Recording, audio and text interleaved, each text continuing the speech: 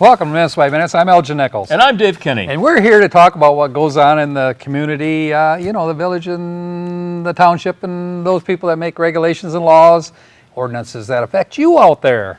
And whether you live in the village of Oxford, the village of Leonard, Oxford Township, or Addison Township, these are the people that you elected.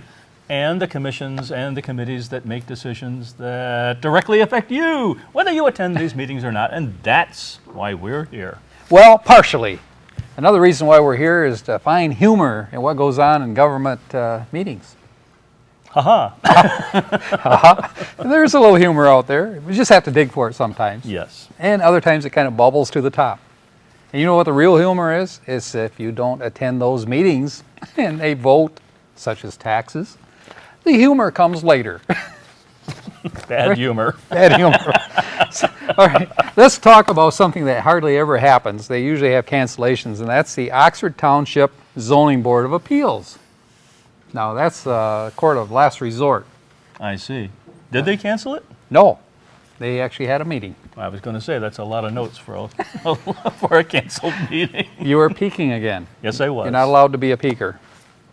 You're just allowed to roll along, Well, kind of like the stone going downhill. You walked away from the news desk and let it sit right there. I did do that, yes.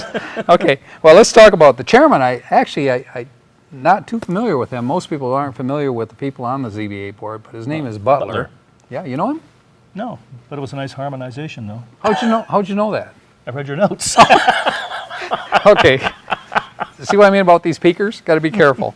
Anyway, so other people that serve on that board is Callie Rossner, and let me spell a name, Walters, and Sue Bellairs is on there. She's pretty knowledgeable too. Mm-hmm. And isn't she also on the? No, she's not on. Is she on the township board? Yeah, on board of trustees. Okay, right. Yep. And a fellow named Banikowski. Okay. You know his first name? Aha, gotcha. Stan. Close enough. Thanks. Hey, if your name is not Stan, it is now. We're spreading rumors. We do that on this show too. So anyway, not talking about Stan now. We're going to talk about what initially came up in this meeting. They said, let's talk about the minutes. Oh, I'm surprised they had minutes, but they did in August. I see. They had a meeting in August 10th. Did they meet with their approval? They did, and they approved it. And here comes the ship. Aye, again. Yep. And so it was approved.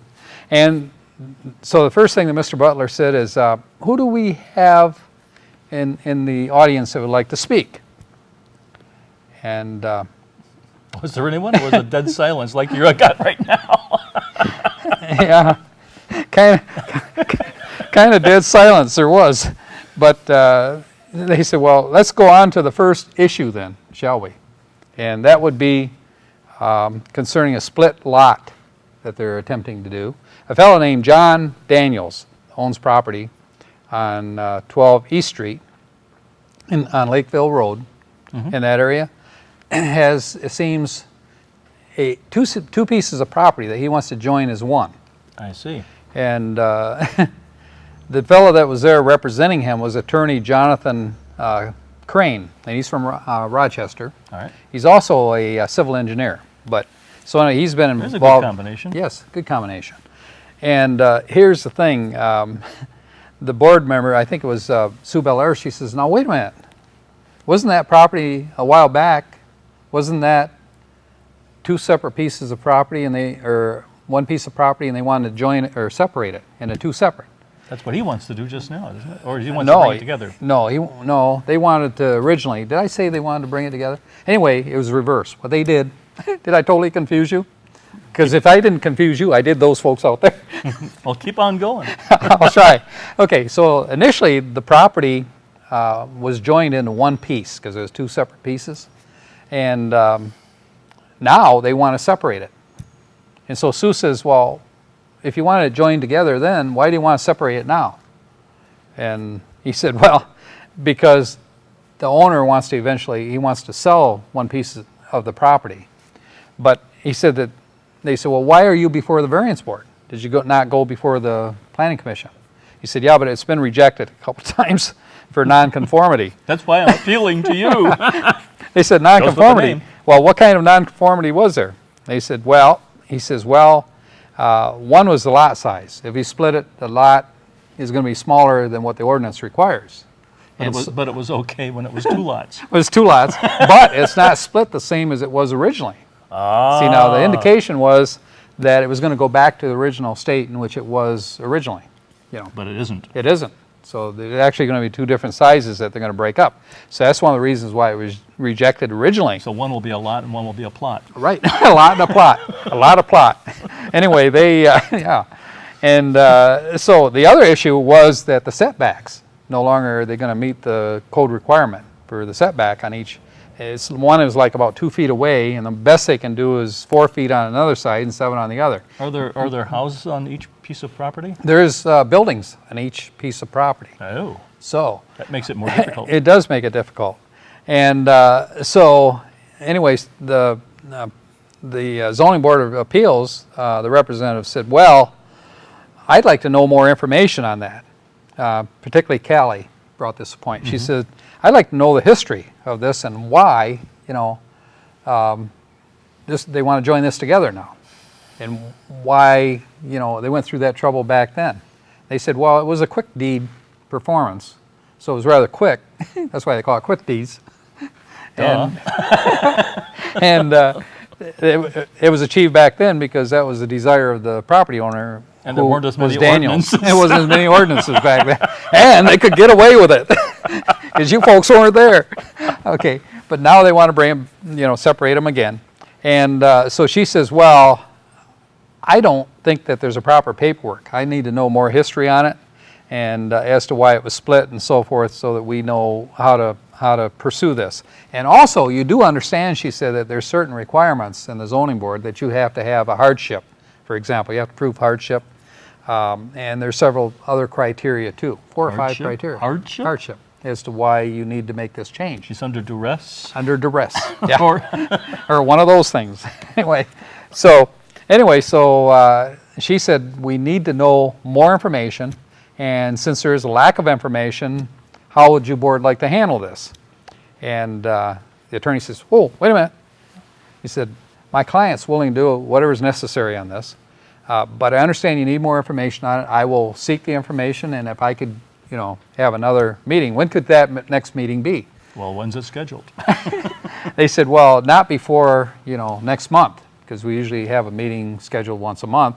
And so if you're looking for faster than that, more likely won't happen. This is an emergency, and we don't see this as an emergency. So they said, what's the pleasure of the board?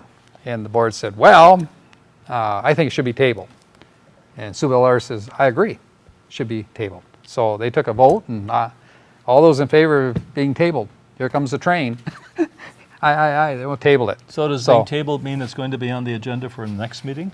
It could be, and they're going to have to request. Or just go off into the table cosmos? Yeah, no, Cosmos. Yeah, actually, the procedure would be that once they have the information put together, that he would contact, Okay. the chairperson of the board All right. and try to reschedule his particular program. There might be others, entities that would like to go before the Zoning Board of Appeals too. So, they could have a meeting disregarding this one until they're ready. Make sense? Makes sense. It does. Okay, so that pretty much takes care of the Zoning Board of Appeal.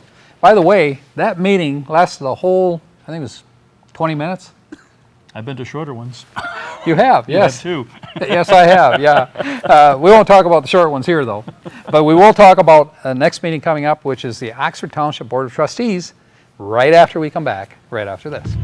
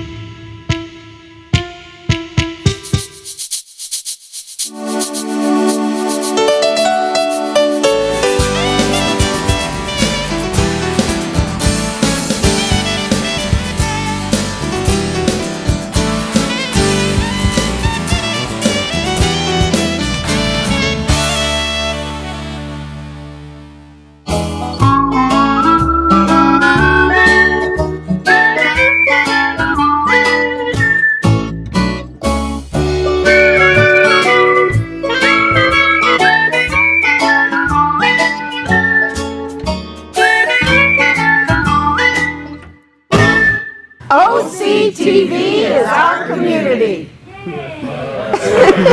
Welcome back to Minutes by Minutes. I'm Elgin Nichols. And I'm Dave Kimmey. And we just got through talking about the Township Zoning Board of Appeals. The Zoning Board of Appeals, the ZBA, as it's called. Yeah, short meeting, but anyway. Short title. And it's one of those things that goes on and on and on. Eventually there's going to be another one, right? Yep. We just don't know when. Very appealing. Got it. Oxford Township Board of Trustees, October 14th meeting. Okay. And that was kind of an interesting meeting because they had a lot of on their plate, or on their table as we would put it. Bill Dunn, of course, the supervisor of the township, he's the chairperson of this particular group. And first thing they did, of course, is as usual, they approved the agenda. Okay, right? And they did approve it. They did. No changes. Aye. There goes the ship Okay. going by again. Okay, so they approved it, and they said, are there any public comments at this point? A fellow named Joel Kent stood up. Have you heard of Joel Kent? No, did they do that before they approved the minutes? They did that after the minutes. Oh, Minutes were approved, and then they said, anybody want to Okay. talk out there? I You got that straight? just thought they approved the agenda, but not the minutes. Oh, the minutes. Oh, they did cover the minutes. Did they? They did, Okay. right after it. Okay? Anyway, they did somehow. They approved the minutes. Hey, folks, for you out there, they did approve the minutes from last month. I was concerned. Yeah, I know. The details. Okay, anyhow, we don't talk about details in this program, do we? Much less the truth. Go ahead. Okay. So anyway, Joe Kent, who's running for State House Representatives, Republican, is going to take over Brad Jacobson's job. This is his last term because he's term of limitations. Oh, okay. Didn't know that, did you? No, you did know it. What's I'm the recall. limitation? What's the limitation? I don't know. Two 2-year terms? Or Make a what? note. Oh dear. Okay. I'll table that. Okay. So anyway, he's running for the office, and he said, "Hi, I'm Joe Kent, and I'm running for office. Vote for me." That's pretty much what he was there for. Oh. Okay. So anyway, he just wanted to make himself aware of who he is. Okay, which would be a good thing. Anyway, so Bill Dunn says, nice to meet you. Sit down." So we're good. So that took care of the public comments. And Mr. Kent's going, but. Right. So he said, let's hear from the fire department. He said, is Chief Pete Schultz here? Pete says, I'm here. He says, come to the podium. So he came up. He said, how's things going down there? He said, you got a new building, right? And he said, well, inspectors have given their okay. He says, we're at that point. He said, and actually, we're going through the punch list right now. Make sure every item is up to par and what we asked for from all the subcontractors. Okay. It's called a punch list. Have you heard that?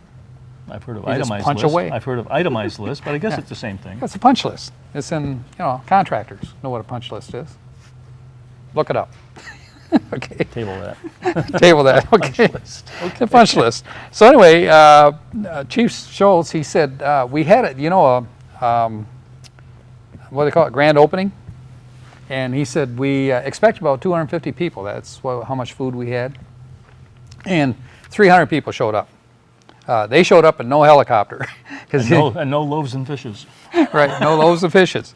But helicopter didn't show up because of the visibility. There's low ceiling, so they couldn't bring the helicopter in. So the kids were disappointed. But I thought the place had a high ceiling. No, so then they had to put all the kids on the fire truck and run them around the station. See, let them run the siren and so I forth. see. And they were happy. They didn't care if there was a helicopter. So it worked out good. Okay, everybody else, tup. Right, you got it. So anyway, all in all, Pete said everybody enjoyed, what went on. He said everything went well, and everybody really liked the new facility that they had. So that's good. All Well done. good things. Okay, so then Chief sat down, and then Mr. Dunn, the chairperson, supervisor of township, he said, we need to approve a special assessment, what they call SAD. It's a special assessment district. We talked about that before, remember? A long time ago. SAD, last meeting, That had to do with the last program. What did long it have time to ago. do with? Did it have to do with the Downtown Development Authority? Yeah, with that particular SAD. No, yeah, I believe it did. Or it might have been the Planning Commission. Probably the Planning Commission. Sure, it's They're not Students involved in Against that. Drunk Driving. No, not Students Against Drunk Driving. No, they aren't. So this SAD is Special Assessment District. Okay. And what they have is on Lake Nicholson, interesting enough, Right. they have weeds. And they took I've up got weeds. in the lake. Oh, You have no lake. Well, sometimes you do in the springtime. well, they're called seaweeds, Floods. but- They're called floods. Weeds in flood. Oh, so, and little, they call them But these are chipmunks that are run their little canoes up every and lake down. has a weed or two, but these are undesirable. Yeah, weeds, these are right? undesirable, and actually the folks out there in that lake took up a petition, to get this thing approved. And what it is actually a special tax assessment to the people, the property owners on that lake. But what they needed to do at this point is approve the ability for Mr. Dunn to handle the contract for this, to sign for it. So they need to get that approval. So they said, all those in favor? Here comes the ship again. Aye. It went through no problems at all. Agreeable bunch. They are, pretty much. And Jack Curtis said, though, that there's a meeting that has been moved from the 11th. He wanted to make people aware of that. And it's going to be on the 4th. And that's because of Veterans Day. So they had to move it. Yeah. Did you know that? Yes, I did. Oh, okay. Okay. Ron Davis was the next individual to stand up and do a presentation. And you're probably wondering what he wanted to talk about. Parks and Rec You got it. and a place to live. For residents such as senior citizens Senior. and a community center is Right. what he's interested in. And he was before this board before. Not to mention a new Parks and Rec's office. Yes. And one was turned down during election period. But this one here, he's talking about putting it at the Seymour Lake location. The other And- one was at the Stony Lake location. Stony Lake location. Yeah. And that was the one that was under vote. But that was, as I say, was a turned bit down. more- that was a bit more grandiose. It was. And in the meantime, they've sold, the township has sold the VA office that used to be on Washington Street downtown. The Veterans Building. For the Veterans Building, Right. VA. Not to be Well, that's not the Veterans confused. Administration, it's just the Veterans Yeah, Building. for their building. Yeah, it's for their building. Picky. Anyhow, what it is they sold the building, and they sold it for a total of $458,000. Now, they did not get a total of $458,000 for it. But it's in the mail? No, because there were expenses to be paid, closing costs and that kind of thing. So they ended up with $420,000 when it was all said and done, which is sitting in a separate account to be earmarked for the community center. Well, Ron Davis says, well, in order to build a community center and a facility for maintenance, which is what he needs at that location, it will cost $651,000. And he said, somehow I have to have the money between the $651,000 subtracting the $420,000, which is well over $190,000, fill in the gap. And they said, well, where are you going to get that? I don't know. So he asked the township how much you got in the bank. But no, there was more. There's But more? that did come up, though. And apparently the township has $2.4 million in general fund that's not earmarked for anything at this point. So financially, the township is very well set.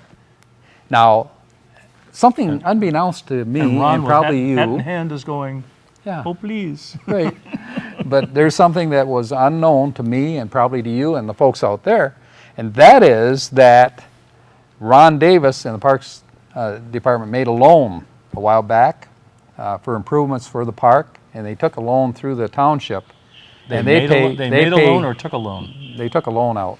Okay. And they're paying $33,000 a year to pay this loan back. So Okay. I bet you didn't know that, did you? That includes interest and principal, right? I'm sure. How long does that go on for? Look it up. How long does that go for? Take a note until it's paid off. Oh, In well, yeah. yearly payments. Yearly payments. I mean, next year Yeah. or 20 years from now? No, next 3 payments. He's got 3 payments that's Okay, due yet. all right. Does that help? That helps. Okay. With that, we'll be back right after this. Your local business. Your police department. Your local business. Your village of Oxford. The schools.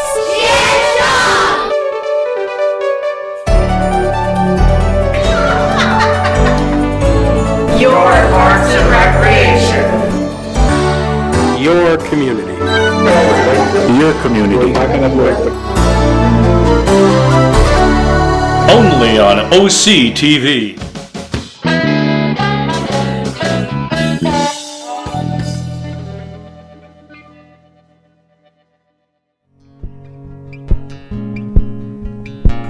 Canine Stray Rescue is Oxford's own local dog rescue. Each year, they take in hundreds of dogs and bring them into suitable homes. A certified nonprofit organization, Canine Dog Rescue strives to give pound dogs a new leash on life. To donate, adopt, or even volunteer, call them at 248-628-0435 or go to their website, dogsaver.org, and click on the Canine Stray Rescue League link.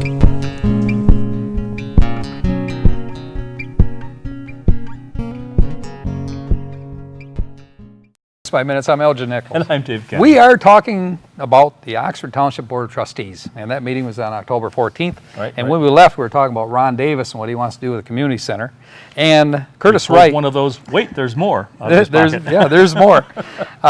Curtis Wright said, first of all, we need to decide if we're actually going to build this building, the renovation or whatever we need to do, in Seymour Lake Park. We haven't really decided on that. So anyway, Bill Dunn says, you're right, let's take a vote on it. So he took a vote on it, except with discussion. Jack Curtis said, I disagree. With himself? No, he didn't vote yes. Okay. And the reason why he didn't vote yes is because he said, I don't like the location it's in. It's not centralized. Ah. If anything, it should be placed closer to downtown, he says, in that area, in Oxford, or within that vicinity. Oh, so the search begins. So anyway, he said, so I would be against putting it at this location because anybody that wants to go here has to come all the way across town. And Ron Davis says, well, he had talked about it being a senior citizens building. And Jack said, well, I object to that too because it's meant to be a community center. That's what it is, one of those. One of those. And not a senior center. And so Ron Davis says, well, I stand corrected. That's true. That's what it's to be used for. But the seniors are concerned because they're kind of homeless out there, right now. Well, I think they're able to use the Vets Hall until next June. I don't then think they've got no place to go. I don't think they're able to use the Vets Hall at all. I think right now they're using the village. Oh, really? Yep, Okay. Well, meeting room. but they do have a location to go to temporarily. Yeah, and that expires though, I think sometime in the spring. Okay. All right. So to correct that. I take it back. Good. Okay. Joe Ferrari says, well, he said, I think that should be at Seymour Lake, and so did everybody else in the group except for Jack. So they voted, let's get this out of the way. Let's declare that this is where it's going to be if you approve. Well, they all approved. So it looks like it's going to go into Seymour Lake. So they approved the location, but Park. they didn't approve the financing yet. Now they're working on that. And the first thing Joe Ferrari did is he jumped in as a treasurer and he said, look, he said, this is a bones type project that you got. He said, what? A bare bones project. Oh, bare bones. Yeah. You it's said very- bones. I go, oh, wait a Well, minute. bones, bare bones. Anyway, it's not Halloween, but anyway, he says bare bones. And he said, I'd like to see a little bit more than bare bones. If we're going to build this thing, we need to do it, in a decent way. So he said, I would allocate $300,000, from the general fund for this purpose. Get it, to get it started. And a giant smile spread across Ron Davis's face. Ron Davis says, well, I'm not looking for $300,000 at this point. And Bill did Dunn what? says, yeah. So anyway, so Bill Oh, Dunn no, you says, say thank you. no, Bill, well, that's Ron Davis. He's trying to cut costs, Well, I on know this that, thing. but- He always does. He's very frugal, and he doesn't want more than what he really needs. He feels, but he told the group that he's not really interested in that point, in that kind of money, right to begin with. And Bill Dunn says, wait a minute. He said, I agree with that. He said, what we need to do now that we've decided where it's going to go, we need to hire an architect. We need to get the drawings. And once we get that, we need to approve, the architect's drawing, and then get bids on what's going to cost So us they to do didn't this. have a preliminary drawing, did they? They did a preliminary, but it was just basic, and it came off the original drawing that they did for over here, Stony Lake. Stony Lake. Okay. So anyway, so that's the route that they're talking about taking here. And so Jack Curtis says, oh, wait a minute. How much is it going to cost for our architect? Well, Bill Dunn says, well, it cost us $40,000 to do the township. He says, for an architect? At that point, Ron Davis said, throw that $300,000 back in. Probably would like to do that. So anyway, but he says, I don't think it'll cost that much for this project. Might cost 20 to 30,000 for an architect. And Sue Belair says, well, I think we ought to look around and see what architects cost and do a bidding process, on this to make sure that we keep the cost down. So good point. And and Callie, she chimed in. She said, yes, good idea. So that looks like that's what they're going to do. They're going to get an architect. They did approve it. Money's available. They allocated in advance by $5,000 before through another meeting. Did they say to get it exactly started. where, the Seymour Lake Park area is quite huge. Right. Did they say exactly where that was going to be located? It's going to be located where the maintenance building is now, Which is, right at the front of the park. okay, When you come in the gate. almost like a barn there, isn't it? Yeah, it is. It's a pole building of some type. Yeah, So, okay. so anyway, it looks like this thing is moving forward.